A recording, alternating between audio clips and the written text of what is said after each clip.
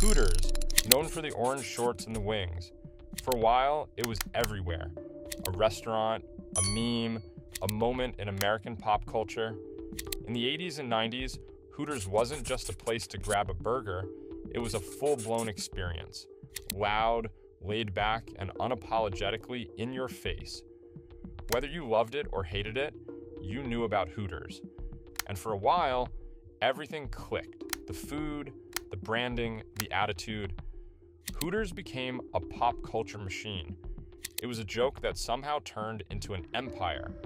But since 2024, they have rapidly been shutting down restaurants all over the country. Eventually, in 2025, the once booming chain has filed for bankruptcy. So, how did Hooters go from world famous to a financial freefall? Let's rewind. It all started on October 4th, 1983, in Clearwater, Florida. 6 local guys, no restaurant experience, just vibes, opened the first Hooters. They were half joking. In fact, they incorporated the business on April Fool's Day. Outside the restaurant, they built a fake graveyard as a tribute to all the failed businesses that came before them on that spot. Their mission?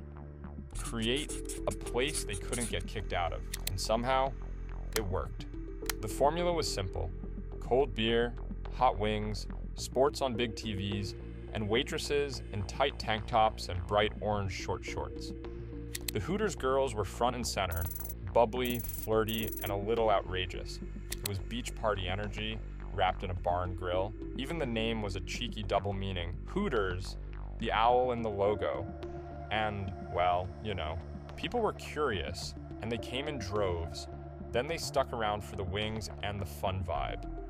By the end of the 80s, Hooters was expanding fast. In 1984, just a year after opening, the founders brought in a man named Robert Brooks, a businessman from Atlanta who saw dollar signs in the brand's irreverence. Brooks bought the franchising rights and took the company to the next level. By 1986, the first franchise location opened in Atlanta. From there, Hooters took off like wildfire.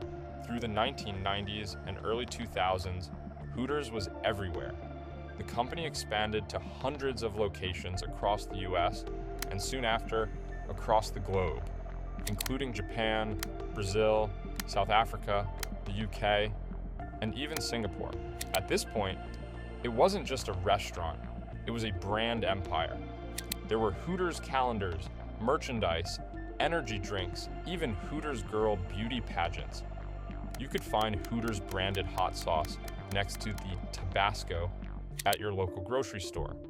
They even opened a casino hotel just off the Las Vegas Strip. For a while, everything they touched turned to gold, but not everyone was cheering. From the start, Hooters had a lot of controversy. Critics said the brand objectified women. There were lawsuits. Men sued for not being hired as servers. The company settled but didn't change much. One waitress even sued after winning a contest where the prize was a new Toyota. Management gave her a toy Yoda instead. She won the case. Still, the brand stuck to its guns: good food, good times, and a little fantasy. It became part of American pop culture. And then, they did something truly wild: Hooters Air. In 2003, they launched an airline. Real planes, real routes, Hooters girls on board in uniform. It was like the restaurant, at 30,000 feet. The idea was part gimmick, part marketing stunt, and part bold business move. They offered affordable flights from smaller markets like Myrtle Beach to big cities and vacation hubs. For a short while, it worked. People booked just to say they flew on Hooters Air. But by 2006, rising fuel prices and brutal airline competition brought it crashing down. The company lost about $40 million. Hooters Air became a punchline, but also proof that this brand wasn't afraid to go big. Meanwhile, the restaurant business kept booming for a while. Hooters opened in Japan, Brazil, South Africa. In some places, it was a hit. In others, not so much. But then came the shift. By the 2010s, casual dining started to lose its shine. Millennials wanted fast casual, takeout, delivery, not wings and cleavage. Tastes were changing. So was culture. Hooters started to feel dated. The uniforms, the menu, the branding, it was all still stuck in the 80s. Competitors like Twin Peaks and Tilted Kilt popped up, offering similar concepts with fresher branding and trendier environments. They tried to evolve. They opened a spin-off called Hoots. Same wings, but with both male and female servers and more modest uniforms. They updated some locations, tested new ideas, but the brand was still living in the past. Then, in 2021, they rolled out new, even skimpier shorts for the servers. TikTok exploded. Staff were posting videos saying they felt like they were wearing underwear. The backlash was so fast, the company made the shorts optional within days. It was clear, even inside the company, that the world had moved on. Then, the pandemic hit, and for a business built around sports, crowds, and in-person dining, it was a disaster. Hooters limped through the pandemic, but it came out weaker, a lot weaker. By 2024, the company was drowning in $300 million of debt. Over 40 US locations shut down that year alone. And in early 2025, the news dropped. Hooters of America filed for Chapter 11 bankruptcy.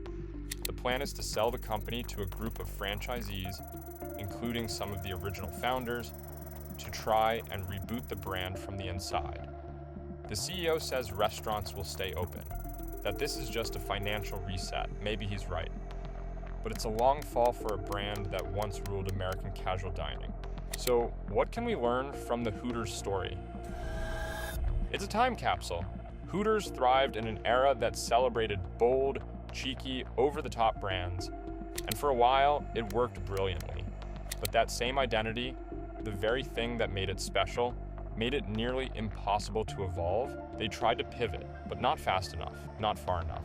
In the end, Hooters became a cautionary tale, a brand that surfed a cultural wave until the wave crashed. Will it rise again? Maybe. Or maybe it stays right where it started, in that little graveyard outside the first restaurant, alongside the other names that didn't keep up with the times.